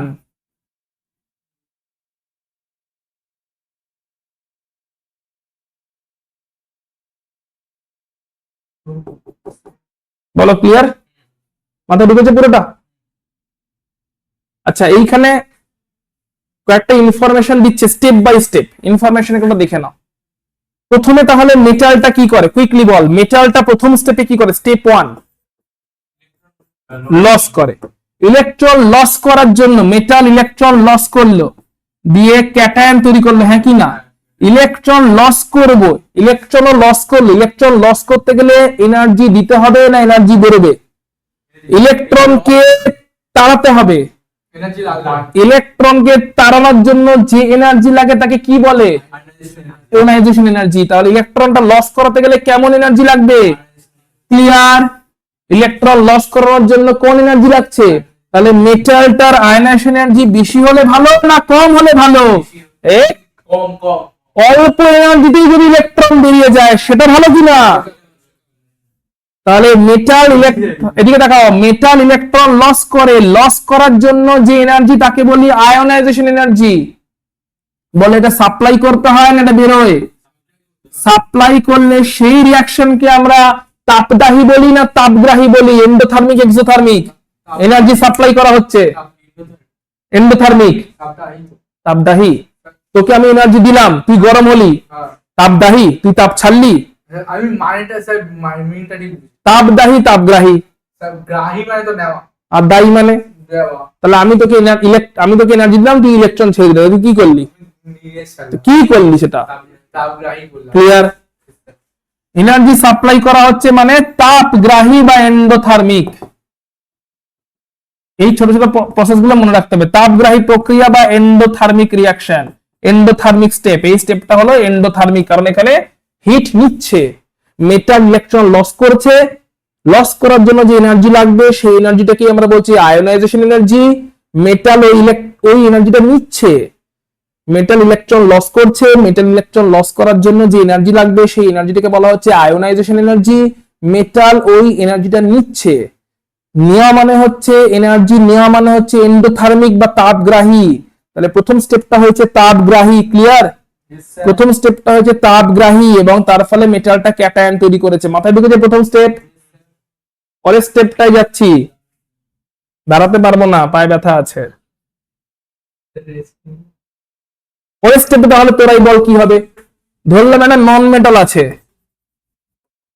কি আছে, নন মেটাল নন মেটাল, এই গ্রহণ করবে না বর্জন করবে, ইলেকট্রন গ্রহণ করলে কোন এনার্জি ইনভলভড, ইয়েস, ইলেকট্রন গ্রহণ করলে এনার্জি বেরিয়ে যায়, এনার্জি যদি বেরিয়ে যায় তাপদায়ী না তাপগ্রাহী, তাপদায়ী হবে, এক্সোথার্মিক, প্রথমটার জন্য আমাদের তো প্রথমটা ধরেই চলছি, তাপদায়ী বা এক্সোথার্মিক প্রসেস।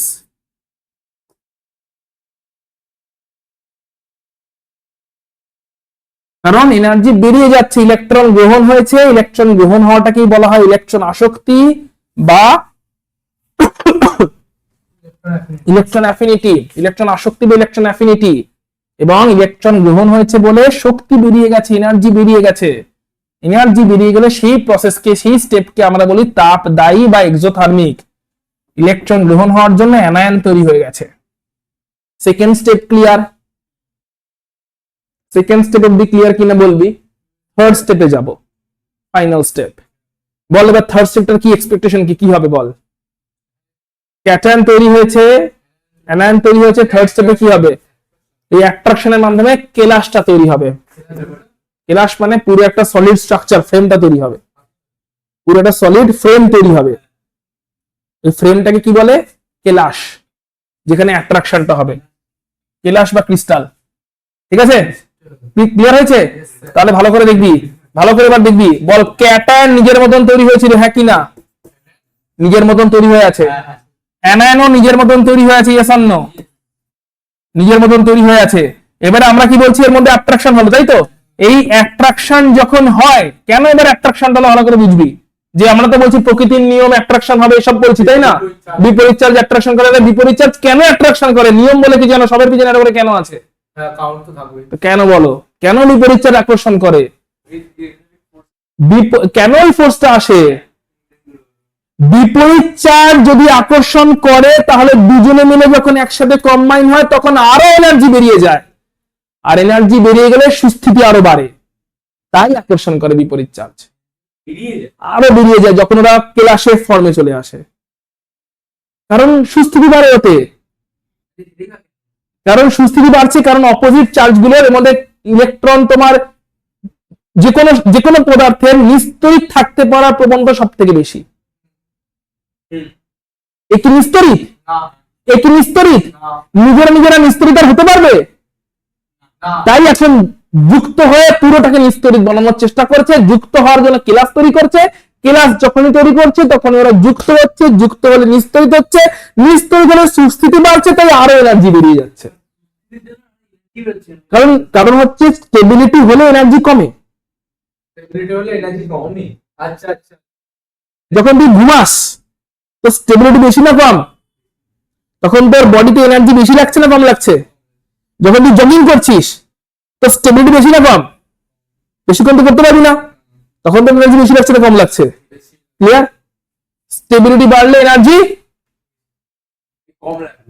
কম লাগবে না, কমে যায়। এনার্জি কমে গেলে আমরা বলি স্টেবল হয়েছে, শান্তি পাইছে, বাংলা কথা। এনার্জি কমে যাওয়া মানে শান্তি পেয়েছে। শান্তি পেতে গেলে কি করতে হবে? সব বের করে দিতে হবে, দিয়ে বাবা হয়ে যেতে হবে। করতে পারছি না, ও তখন তো শান্তি পাওয়া যাবে, সব থেকে বেশি শান্তি তাই তো বলে।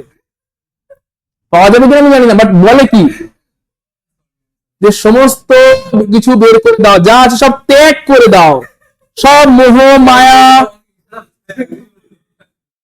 সব কি ত্যাগ করবে? মোহ ত্যাগ করে দাও, মায়া ত্যাগ করে দাও, পয়সা করে বিসর্জন দিয়ে দাও, সম্পর্ক ত্যাগ করে দাও, সব ত্যাগ করে দাও। ত্যাগ করার মাধ্যমে পরম শান্তি পাওয়া যাবে। বাবার এরকমই বলে না কেন? বলে কিনা? কারণ ওগুলো পাওয়া যাচ্ছে না, দেখতে পাচ্ছি তো। ঠিক আছে, শক্তি ত্যাগ করলে পাওয়া যাচ্ছে, কিন্তু মোহ মায়া সম্পর্ক পয়সা করে ত্যাগ করলে পাওয়া যাচ্ছে না, শক্তি ত্যাগ করলে পাওয়া যাচ্ছে। দেখলাম তো, দেখেছি তো, চাকরি ছেড়ে তো দেখলাম যে চাকরি যখন ছাড়লাম, তখন দেখলাম একটা শক্তি বেরিয়ে গেল, তখন দেখলাম স্থায়িত্ব পাওয়া গেল, তাই ছেড়ে দিলাম চাকরিটা, দিয়ে এখন কোচিং করছি। কিন্তু যখন দেখছি পয়সা করে যদি ছেড়ে দিই, যদি মোহ মায়াও ছেড়ে দিই, যদি তোদের প্রতি আকর্ষণটাও ছেড়ে দিই, যদি ক্লাস করানোর ইচ্ছাও ছেড়ে দিই, তবে কি শান্তি পাওয়া যাচ্ছে না? সাহিত্য কমে যাবে। এই শান্তি পেতে গেলে শক্তি ছাড়তে হবে, এইসব পদার্থ নয়। বুঝতে পেরেছো? পয়সা কড়িটা কি আসলে? পয়সা কড়িটা পদার্থের জিনিস কিনা, হ্যাঁ কি না? পদার্থের জিনিসপত্র মানে যেগুলো মেটেরিয়ালিস্টিক জিনিস, যেগুলো পদার্থ দিয়ে মাপা যাবে, সেই পদার্থ দিয়ে মাপা জিনিস ছাড়লে হবে না। ভেতর থেকে, মন থেকে শক্তি ছেড়ে দিতে হবে। মন থেকে যদি তুমি শক্তি ছেড়ে দিতে পারো, তুমি স্থায়িত্ব পাবে। এরা কেন আকর্ষণ করলো? কারণ আকর্ষণের ফলে কি বেরিয়ে গেল? ইয়েস, শক্তির বর্জন হলো আকর্ষণের ফলে। এই যে শক্তিটা যেটা বর্জিত হলো, এই শক্তিটাকে কি বলে কেউ বলবে? এটাকে বলে ল্যাটিস শক্তি। কেলাসটা গঠন হলো, শক্তির বর্জন হলো, তার ফলে কেলাস গঠন হলো, কেলাস গঠন হওয়ার মাধ্যমে আয়নীয় যৌগটা তৈরি হলো, যে শক্তিটা বর্জিত হলো তাকে বলে ল্যাটিস এনার্জি, আর আয়নীয় যৌগটা স্থায়িত্ব পেল কারণ শক্তি বর্জিত হয়ে তৈরি হয়েছে। আয়নীয় শক্তি তাহলে বলো, বুদ্ধি করে বলো, বুদ্ধি করে কোশ্চেনের আনসার দেবে। NaCl যখন একসাথে হয়ে গেছে আর Na+Cl- দুজনেরই অক্টেট আছে কিন্তু একসাথে হয়নি, কোনটা বেশি স্টেবল অবস্থা? তিনটে সিচুয়েশন দিচ্ছি, একটা হচ্ছে সোডিয়াম পরমাণু আর ক্লোরিন পরমাণু, আর একটা হচ্ছে Na+ আয়ন আর Cl- আয়ন। কোনটা বেশি স্টেবল অবস্থা, পরমাণুগুলো না আয়নগুলো? আয়নগুলো বেশি স্টেবল। কেন? কেন আয়নগুলোতে কি আছে? ধুর, আয়ন অক্টেট আছে। তাহলে কেন? যে কোনো সময় দেখবে এই ফোর্সটা তো কাজ করবেই, একটা সময় সবসময় তো আয়ন ফর্মে রয়েছে না। আসছি। তাহলে প্রথমে বল, পরমাণু ছিল কি ছিল না? সোডিয়াম পরমাণু, ক্লোরিন পরমাণু, নিস্তড়িত পরমাণু স্টেবল ছিল? ছিল না অতটা, ছিল না বলে আয়ন বানালো, Na+ আয়ন বানালো, Cl- আয়ন বানালো, আয়ন মানে কি হলো? অক্টেট হলো, হ্যাঁ কি না? স্টেবল হলো। এবারে ওখানে থেমে গেল না কেন? আকর্ষণ কেন হলো? কারণ অক্টেট তো হয়েছে, কিন্তু তাতে কি নিস্তড়িত থাকতে পেরেছে? না চার্জ হয়ে গেছে। এবার আবার নিস্তড়িতটাও রিস্টোর করতে হবে, অক্টেটটা শুধু পেলেই হবে না, আবার চার্জলেসও হতে হবে। এও চার্জ অ্যাট্রাক্ট করলে চার্জলেস হয়ে যাবে, অ্যাট্রাক্ট করে বানালো কেলাস, হয়ে গেল চার্জলেস, কারণ এই পুরো মলিকুলটাতে কোনো চার্জ নেই। এবার যখন কেলাস বানিয়ে ক্রিস্টাল বানিয়ে চার্জলেস হয়ে গেল, তখন কিছুটা শক্তি আরো বেরিয়ে গেল। মাথায় ঢুকেছে? শক্তি বেরিয়ে যাওয়ার জন্য স্থায়িত্ব বেড়ে গেল। ক্লিয়ার? সো আমার কোশ্চেনটা ভালো করে শুনে উত্তর দাও। সোডিয়াম Na+ কে বেশি স্থায়ী? ক্লোরিন পরমাণু আর Cl- কে বেশি স্থায়ী? কারণ ওদের কাছে অক্টেট আছে। এবারে কোশ্চেনটা শুনবে, Na+ আর NaCl কে বেশি স্থায়ী? আর NaCl বেশি স্থায়ী। কেন NaCl বেশি স্থায়ী? Na+ এ তো অক্টেট অলরেডি চলে এসেছে, Na+ এ তো অক্টেট অলরেডি চলে এসেছে, তারপরে NaCl কেন বেশি স্থায়ী? অ্যাট্রাক্ট হয়ে নিউট্রাল হয়েছে, কেলাস তৈরি করেছে, তাতে শক্তি আরো বেরিয়ে গেছে, আর সেই শক্তিটাকে যেটা বেরিয়ে যায় তাকে বলে ল্যাটিস শক্তি। মাথায় ঢুকেছে? Cl- আর NaCl কে স্থায়ী? NaCl। ক্লিয়ার হয়েছে? তাহলে এবার বুদ্ধি করে বল, Na+ এ অক্টেট পেয়েছিলাম কিন্তু নিস্তড়িত চার্জলেস ব্যাপারটা পেয়েছিলাম, Cl- এ অক্টেট পেয়েছিলাম কিন্তু নিস্তড়িত চার্জলেস ব্যাপারটা পেয়েছিলাম, দুজনে কম্বাইন করে তো অক্টেট এবং নিস্তড়িত দুটো ব্যাপারই পেয়েছি, হ্যাঁ কি না? এখানে Na+ এর কাছে অক্টেট আছে, Cl- এর কাছে অক্টেট আছে, আর দুজনে মিলে একসাথে যখন এক্সিস্ট করছে পুরোটা নিস্তড়িত এবং চার্জলেস হয়েছে। দুটো আছে মানে স্থায়িত্ব বেড়েছে কিনা? স্থায়িত্ব বাড়ানোর জন্য ওরা একসাথে হয়ে কেলাস গঠন করেছে, আর স্থায়িত্ব বেড়েছে, কেলাস গঠন যখন হয়েছে কিছুটা শক্তিও বেরিয়ে গেছে, ওই শক্তিকে কি বলে? ল্যাটিস শক্তি। ক্লিয়ার? তৈরি হয়েছে আয়নীয় যৌগ। এটা আবার এক্সোথার্মিক। তাহলে এক্সোথার্মিক কটা হয়েছে প্রসেস? দুটো হয়েছে। Cl- এ Cl- ও ইলেকট্রন গ্রহণ করেছে, এনার্জি বর্জন করেছে, এক্সোথার্মিক। বলো বলো। এখানে যে এনার্জিটা বেরিয়ে গেল, এটার নামটা হচ্ছে ল্যাটিস শক্তি। এটা কি ধরনের শক্তি? ফোটন? না, এটা তাপ শক্তি, এগুলো সব তাপ শক্তি, এগুলো আলোক শক্তি না। ফোটন শক্তি, আলোক শক্তি না, এগুলো সব তাপ শক্তি। ল্যাটিস শক্তি ও তাপ শক্তি, আয়োনাইজেশন শক্তি যেগুলো দিচ্ছি ইলেকট্রন বের করার জন্য, সব তাপ শক্তি, মেনলি সব তাপ শক্তি। ঠিক আছে? কোর্সটা ক্লিয়ার কিনা বলবি? এখানে আমরা ক্লাসকে শেষ করব আজকের মতন। কোর্সটা ক্লিয়ার? আচ্ছা এই কথা তাহলে কুইকলি বল আমাকে। ক্রাইটেরিয়া বল, লিখেই নে, যখন দেখতে পাচ্ছি লিখেই নে। লেখ ইলেকট্রোভ্যালেন্ট কম্পাউন্ডের criteria. Criteria just simple heading দে ক্রাইটেরিয়া। কখন বা শর্ত, কখন তৈরি হবে আমাকে বুদ্ধি করে বলবি, বুদ্ধি করে বলবি। ধাতু যে মেটাল, তার ভ্যালেন্সিয়াল ইলেকট্রন বেশি থাকতে হবে না কম থাকতে হবে? ধাতু কি করে, ইলেকট্রন লস না গেইন? ধাতু বা মেটাল, মেটাল কি করে? ইলেকট্রন। লস তাহলে এর ভ্যালেন্সিয়াল ইলেকট্রন বেশি থেকে সুবিধা না কম থাকলে সুবিধা? কম থাকলে সুবিধা, কম ইলেকট্রন লস করবে, অক্টেট পেয়ে যাবে। তাহলে ধাতুর থাকতে হবে লেস ভ্যালেন্স ইলেকট্রন, ইয়েস আর নো? আর অধাতুর কি থাকতে হবে? বেশি লাগতো যাতে একটা দুটোই অ্যাকসেপ্ট করলে ঝামেলা মিটে যায়। ধাতুর হতে হবে একটা লস করলে যেন ঝামেলা মিটে যায়, আর অধাতুর থাকতে হবে একটা গেইন করলে যেন ঝামেলা মিটে যায়। তাহলে অধাতুতে লেস ভ্যালেন্স ইলেকট্রন মানে মেবি 1 2 এগুলো হলে সুবিধা। অধাতুতে থাকতে হবে মোর ভ্যালেন্স ইলেকট্রন, যাতে ও একটা দুটো গেইন করলে সুবিধা হয়ে যায়। মোর ভ্যালেন্স ইলেকট্রন মানে 6 7 এগুলো হলে সুবিধা। বুদ্ধি করে বল, ধাতুর যদি একটা ইলেকট্রন থাকে কটা লস করতে হচ্ছে? একটা লস করতে হচ্ছে, তাই অক্টেট পেয়ে যাচ্ছে, বা দুটো লস করতে হচ্ছে। অধাতুর কাছে যদি 6টা ইলেকট্রন থাকে তাহলে কটা গেইন করতে হবে? 6টা ইলেকট্রন আছে অধাতুর ভ্যালেন্সে, দুটো গেইন করতে হবে, 6টা থেকে 8টা বানাতে হবে, 6টাকে 8টা বানাতে গেলে দুটো গেইন করতে হবে, 7টাকে 8টা করতে হবে, একটা নিতে হবে। তাহলে অধাতুর যদি বেশি ভ্যালেন্স ইলেকট্রন থাকে 6টা 7টা, তাহলে দুটো বা একটা গেইন করলে অক্টেট হয়ে যাবে। ধাতুর যদি কম ইলেকট্রন থাকে তাহলে ওটা ইজিলি বের করে দেওয়া যাবে। বল এবার বল, পর্যায় সারণীতে যা পড়েছিস তাতে ধাতুগুলোর তড়িৎ ঋণাত্মকতা বা ইলেকট্রোনেগেটিভিটি বেশি না কম? একটু নেগেটিভিটি ইয়েস, কম। আরে ঋণাত্মক মানে তো ধাতু নয়, ধাতু তো সব ধনাত্মক কেস। অধাতুগুলোর তড়িৎ ঋণাত্মকতা বেশি না কম? আরে তড়িৎ ঋণাত্মকতার পার্থক্য কেমন হতে হবে ধাতু আর অধাতুর মধ্যে? মানে পার্থক্যটা হতে হবে কত? পার্থক্য বেশি হলে ভালো না পার্থক্য কম হলে ভালো? একজন ধাতু সে তড়িৎ ঋণাত্মকতা কম, অন্যজন অধাতু তার তড়িৎ ঋণাত্মকতা বেশি, এর পার্থক্যটা বেশি হলে ভালো না কম হলে ভালো? বল ধাতুর ইলেকট্রোনেগেটিভিটি, আগে বল ধাতুর ইলেকট্রোনেগেটিভিটি বা তড়িৎ ঋণাত্মকতা কম তো বুঝলাম, বেশি কম হলে ভালো ধাতু না কম কম হলে ভালো ধাতু?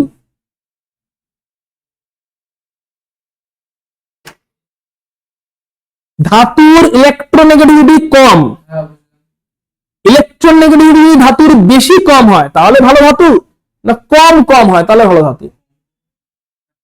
ধাতু মানে ইলেকট্রোনেগেটিভ নয়, তাহলে ধাতুর ইলেকট্রোনেগেটিভিটি অনেক কম হতে হবে তবে তো সে ভালো ধাতু। বেশি হলে তো এমনি ধাতু কি করতে চায়? ইলেকট্রন ছাড়তে চায় না নিতে চায়? আর তড়িৎ ঋণাত্মকতা মানে কোন ধর্ম? আকর্ষণ না ছেড়ে দেওয়া? তাহলে এবার বলে ধাতু ইলেকট্রন আকর্ষণ করবে না ছাড়বে? যদি ছাড়ে তাহলে ইলেকট্রন নেগেটিভিটি কি হতে হবে? অনেক কম হতে হবে, কারণ তড়িৎ ঋণাত্মকতা বা ইলেকট্রন নেগেটিভিটি মানে ইলেকট্রনকে আকর্ষণ, তড়িৎ ঋণাত্মকতা বা ইলেকট্রন নেগেটিভিটি মানে ইলেকট্রনকে। আর ধাতু কি আকর্ষণ করবে না ছাড়বে? ছাড়তে হলে আকর্ষণ কি হতে হবে? যত কম হবে তত ভালো, হ্যাঁ কি না? আর এর কি হতে হবে? অধাতু কি করবে? যত বেশি হতে হবে আরে তত ভালো, কারণ অধাতুর হচ্ছে ইলেকট্রন নেগেটিভিটি বেশি হলে ভালো, কারণ ও ইলেকট্রন আকর্ষণ করতে হবে, আকর্ষণ করলে ইলেকট্রন ঢুকবে, ইয়েস আর নো?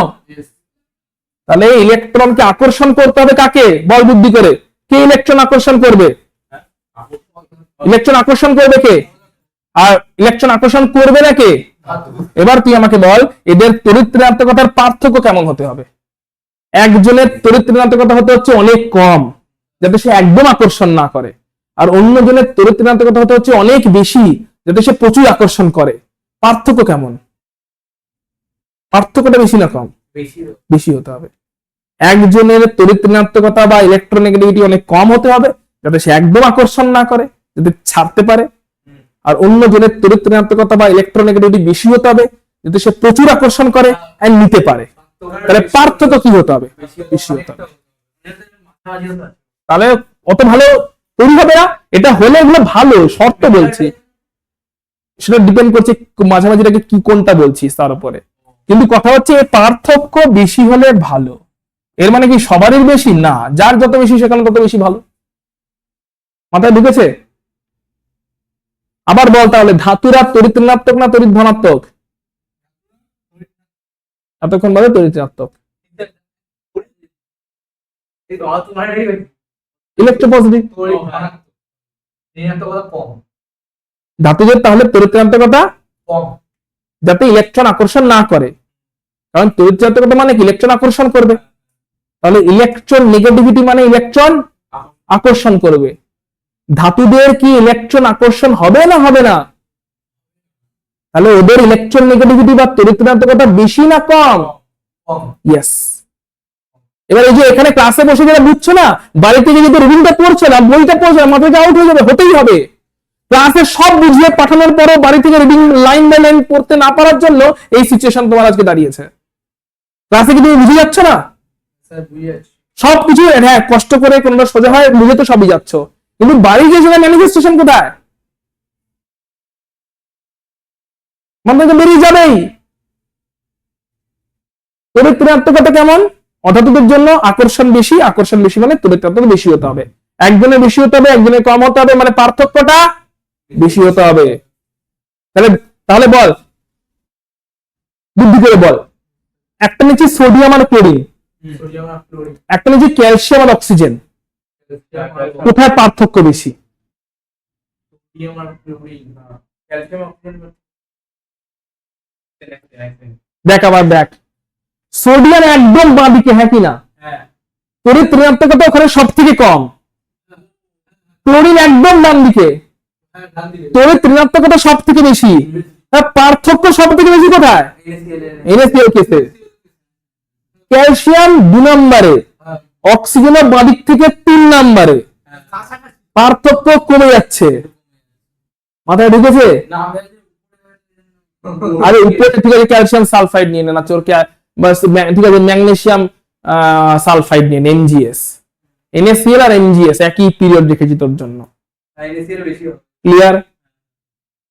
Na একদম এদিকে, Cl একদম ওদিকে, অনেক পার্থক্য। এমজি আর এখানে তো কাছাকাছি। সালফার কাছাকাছি, Mg একটু এদিকে, সালফার একটু কাছে, পার্থক্য কি বাড়লো কি কমলো? পার্থক্য কমে গেল। তাহলে NaCl এর পার্থক্য বেশি না Mg সালফাইডের পার্থক্য বেশি, বা ক্যালসিয়াম অক্সাইডের সালফার? তাহলে কে ভালো আয়নীয় যৌগ, NaCl না ক্যালসিয়াম অক্সাইড? দুটোই আয়নীয় যৌগ, কিন্তু ভালো কে? ক্লিয়ার? বুদ্ধি করে বল, বুদ্ধি করে বলবি। আকার কেমন হতে হবে, মানে সাইজ। ধাতুকে ইলেকট্রন লস করতে হবে, তাই তো? ইলেকট্রন লস করতে গেলে আয়োনাইজেশন এনার্জি কেমন হতে হবে? ধাতু যদি আয়োনাইজেশন এনার্জি কত হতে হবে? ধাতুকে ইলেকট্রন লস করতে হবে, বেশি। ধাতুকে ইলেকট্রন সহজে লস করতে হবে, অবশ্যই সহজে করতে হবে। ধাতুকে সহজে যদি ইলেকট্রন লস করতে হয় তাহলে বেশি লাগবে। তাহলে এনার্জি বেশি লাগবে না কম লাগবে? প্রচুর কনফিউজ করছিস। ধাতুকে ইলেকট্রন লস করতে হবে, হ্যাঁ। এবার ইলেকট্রন সহজে লস কখন হবে? বেশি এনার্জি লাগবে।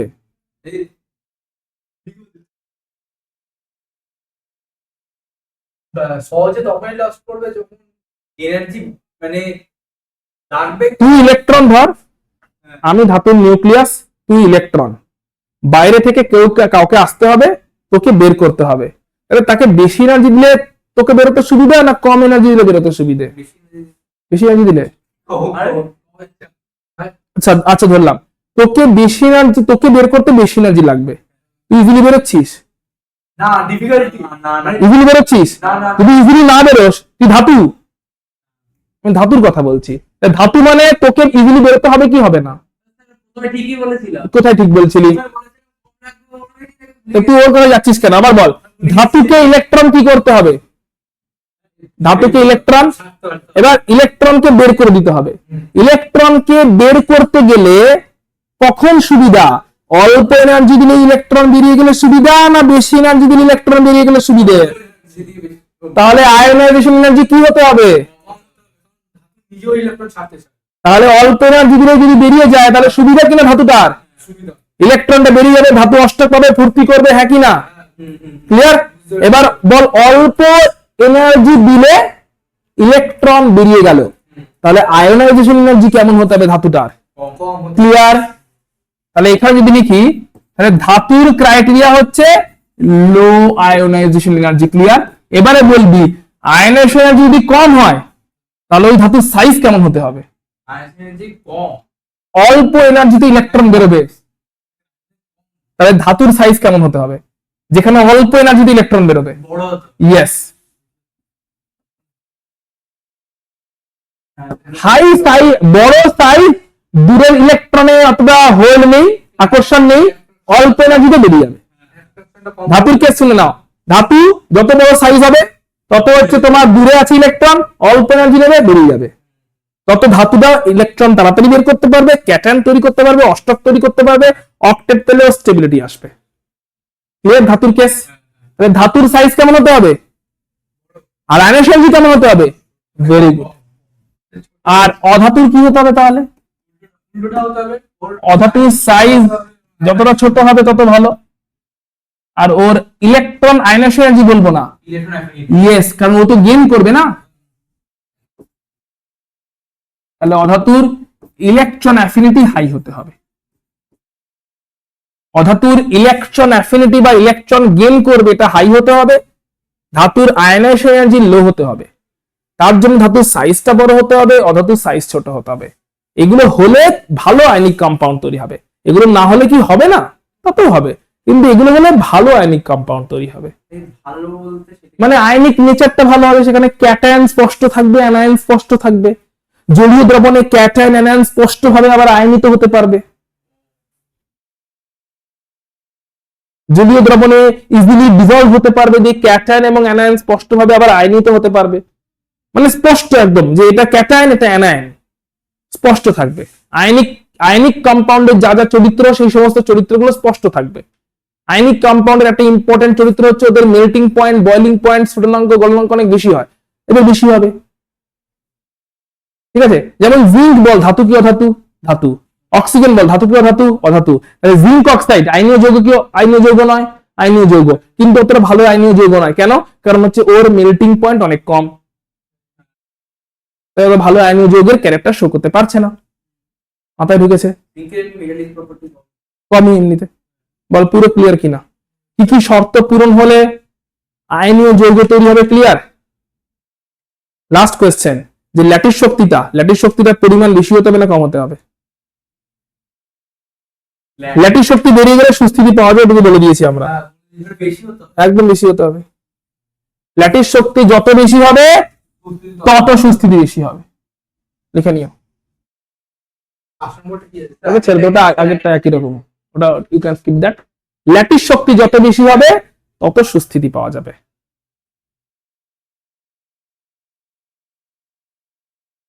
সবকটা প্রপার্টি একবার দেখে নে। প্রথম প্রপার্টি লিখেছিস ধাতুতে, তাহলে ভ্যালেন্স ইলেকট্রন একবার কুইকলি তাকা, তারপরে টিকবি।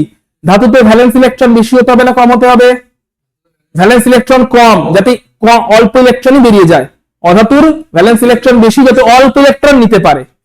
ধাতুর তড়িৎ-ঋণাত্মকতা মানে ইলেকট্রন আকর্ষণ কম হতে হবে। অধাতুর তড়িৎ-ঋণাত্মকতা মানে ইলেকট্রন আকর্ষণ বেশি হতে হবে, পার্থক্য বেশি হতে হবে। ধাতুর সাইজ বড় হতে হবে, যাতে সাইজ যদি বড় হয় ভ্যালেন্সিয়ালি আকর্ষণ কম থাকবে, ভ্যালেন্সিয়ালি আকর্ষণ কম থাকলে অল্প এনার্জিতে বেরিয়ে যাবে ইলেকট্রন, মানে আয়নাস এনার্জি কম হবে। আর অধাতুর সাইজ ছোট হতে হবে, অধাতুর সাইজ ছোট হলে আকর্ষণ বেশি হবে, আকর্ষণ বেশি হলে বাইরের ইলেকট্রনকে সহজে নিতে পারবে, ইলেকট্রন আসক্তি বেশি হবে। ক্লিয়ার? ল্যাটিস শক্তির মান বেশি হতে হবে, কারণ ল্যাটিস শক্তি বেরিয়ে গেলে স্থায়িত্ব পাওয়া যায়। কোথায় বলতো? এই তো বুঝেছি। তো বাইরের পাইপটা মনে হয় বন্ধ হয়ে গেছে তাহলে।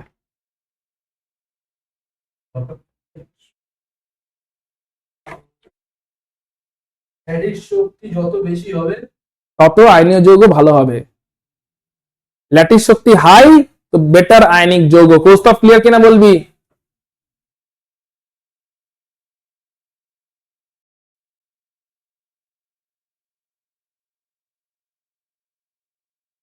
Yes, sir.